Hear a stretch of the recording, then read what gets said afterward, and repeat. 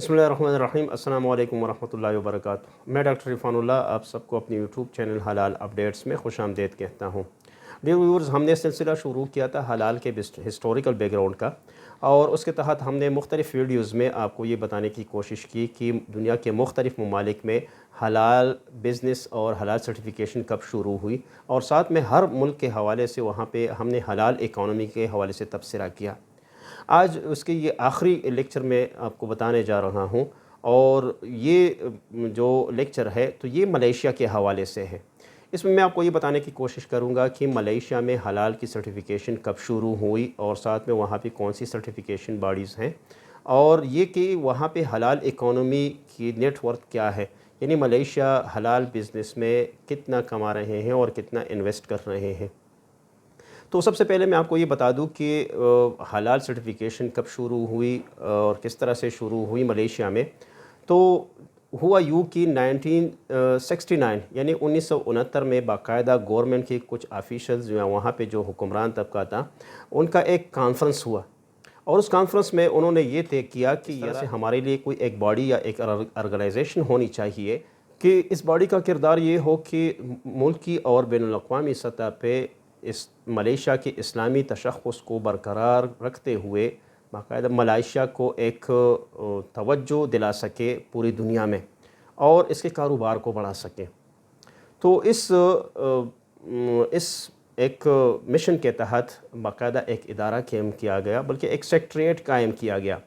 और उस सेक्रेटरीट को नाम दिया गया national council of Islamic and religious affairs Malaysia.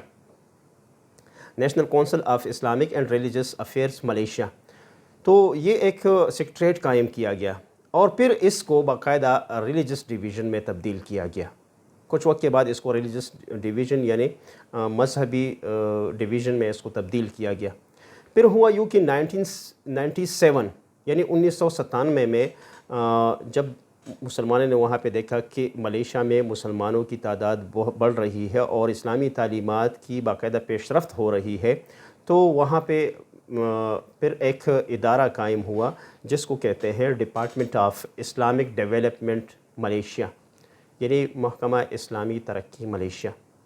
ये एक डिपार्टमेंट कायम हुआ, और फिर इस डिपार्टमेंट को नाम दिया गया जैकम का। जैकम चूँकि ये मलेशियन ज़ुबान में एक एब्रीविएशन है कि वहाँ पे ये उसी से तकरीबन ये इबारत है, अगरचे वो मलेशियन ज़ुबान में किस तरह से बनता है लेकिन उसका मुख़फ़्फ़फ़ है जैकम। तो बाकायदा ये एक इदारा बना 1997 में, यानी 1997 में। अच्छा, 1997 से पहले 1994 में बाकायदा यहाँ से हुकूमत की तरफ से बाकायदा हलाल सनद यानी हलाल सर्टिफिकेट इशू हुए थे, लेकिन किसी इदारे की तरफ से नहीं थे या कोई हलाल लोगो नहीं था। फिर हुआ यूँ कि बाकायदा 30 सितंबर 1998 यानी 1998 में बाकायदा जो जैकम है उसका लोगो सामने आया, यानी दुनिया के वहाँ पे जो मुख्तलिफ़ प्रोडक्ट्स थे तो उन मुख्तलिफ़ प्रोडक्ट्स पे बाकायदा जैकम का हलाल लोगो लगने लगा, और यहाँ से फिर बाकायदा तौर पे शुरुआत होती है हलाल सर्टिफिकेशन की। यानी जैकम का एक हलाल लोगो लगा, और जितने भी प्रोडक्ट्स आते थे तो उस पर हलाल का लोगो जैकम वाला लगता था। और जब ये जैकम जो इदारा है तो इसने बाकायदा इस तरह से तरक्की कर ली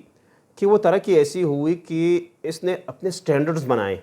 और वो स्टैंडर्ड भी ऐसे बनाए कि पूरी दुनिया में इसके स्टैंडर्ड मशहूर हो गए। बल्कि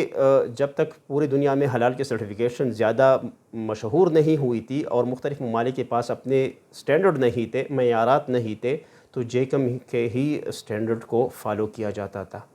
और अब भी पूरी दुनिया में मलेशिया को ये एक एज़ाज़ हासिल है कि जैकम के बनाए हुए स्टैंडर्ड बाकायदा उनको फ़ॉलो किया जाता है, और पूरी दुनिया की जितनी भी सर्टिफिकेशन बॉडीज़ हैं तो वो अक्सर जैकम के साथ अपने आप को बाकायदा वहाँ से इजाज़त लेते हैं और उनके साथ एफिलिएशन बनाते हैं, और ये उनकी बहुत बड़ी कामयाबी है। अच्छा, ये जो इदारा है ये सिर्फ़ और सिर्फ हलाल के साथ इसका रिलेशन नहीं है, बल्कि वहाँ पे इसको एक मरकज़ी किरदार हासिल है, और उसके तहत ये इदारा جو وہاں پہ اسلامی علوم کی یا اسلامی تعلیمات کی جو پیش رفت ہوتی ہے تو وہاں پہ اس کو بھی دیکھتی ہیں، اور اسی طرح سے یہ ادارہ وہاں پہ جو مسلم کمیونٹی ہے ملیشیا میں تو علاقائی سطح پہ اور اسی طرح سے بین الاقوامی سطح پہ ان کی ترقی کے لیے کوششیں کرتی ہے۔ یہ جو ادارہ ہے جیکم، تو یہ بنیادی طور پہ 3 سیکٹر پہ مشتمل ہے۔ پہلا سیکٹر اس کا ہے پالیسی سیکٹر، جہاں پہ باقاعدہ پالیسیاں بنائی جاتی ہیں، یعنی وہاں پہ سٹینڈرڈ وغیرہ بنائے جاتے ہیں مختلف اس کے تحت بے پالیسی ڈپارٹمنٹ کے تحت پھر سب ڈپارٹمنٹس ہیں۔ اور اسی طرح سے دوسرا جو سیکٹر ہے اس کا وہ آپریشنل سیکٹر ہے، اور تیسرے نمبر پہ وہاں پہ ہے مینجمنٹ سیکٹر، کہ باقاعدہ جو وہاں پہ مینجمنٹ اس کی ہوتی ہے، تو یہ تیسرا سیکٹر ہے۔ اور پھر یہ جو تینوں سیکٹر ہے تو اس کے تحت دوسرے سب ڈپارٹمنٹس کام کرتے ہیں۔ یہ تو تھا جیکم کا تعارف۔ چونکہ پورے ملیشیا میں دوسری کوئی سرٹیفیکیشن باڈی نہیں ہے، صرف اور صرف یہی ایک جیکم ہے جو حلال کی سرٹیفیکیشن بھی کرتی ہے اور سٹینڈرڈ بھی بناتی ہے، اور اس کے ساتھ ساتھ مسلم کمیونٹی کو ریپریزنٹ بھی کرتی ہے اور اسلامی تعلیمات کے لیے باقاعدہ کوششیں بھی کرتی ہے۔ اور اسی کا ہی ثمرہ یہ ہے کہ 2021 کی رپورٹ کے مطابق ملیشیا نے حلال اکانومی میں تقریباً 31 بلین ڈالر تک کا کاروبار کیا ہے، 31 بلین ڈالر، اور وہ کہتے ہیں کہ 2025 تک یہ جو کاروبار ہے وہ 47.6% یعنی 47.6% تک حلال اکانومی ملیشیا کی پہنچ جائے گی، اور یہ جو لمٹ ہے وہ کراس کر جائے گی،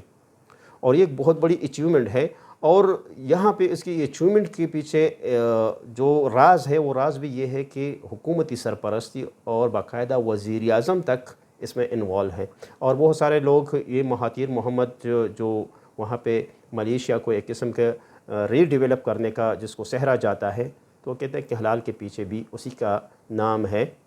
اور اسی کی کاوشیں ہیں۔ اور اب تک جتنے بھی گورنمنٹ جو بھی آتے ہیں تو گورنمنٹ میں جو بھی آتا ہے تو وہ کیا کرتے ہیں کہ حلال کے بزنس کو ترقی کر دیتے ہیں، اور اب بھی پوری دنیا میں ملیشیا لیڈ کی پوزیشن پہ ہے، یعنی پوری دنیا میں سب سے زیادہ ریسرچ بھی ملیشیا میں ہوتا ہے۔ بلکہ میں اگر آپ کو بتا دوں کہ وہاں پہ حلال کے لیے باقاعدہ انسٹیٹیوٹس کھولے گئے ہیں، کہ مختلف انسٹیٹیوٹ ہے وہاں پہ، اور وہ حلال کے بزنس کے حوالے سے ریسرچ کا کام کرتے ہیں، اور مختلف اوقات میں وہ ایکسپو بھی کنڈکٹ کرواتے ہیں، اور ساتھ میں مختلف ورکشاپس اور اس طرح سے ٹریننگ بھی کنڈکٹ کرواتے ہیں۔ امید ہے آپ کو میری ویڈیو اچھی لگی ہوگی۔ اگر آپ کو یہ ویڈیو اچھی لگی ہے تو لائک اور سبسکرائب کرنا نہ بھولیے گا، اور ساتھ میں اپنی قیمتی آراء ہمیں کمنٹس باکس میں ضرور بتائیے گا۔ اگلی ویڈیو میں پھر ملتے ہیں، تب تک کے لیے اللہ حافظ۔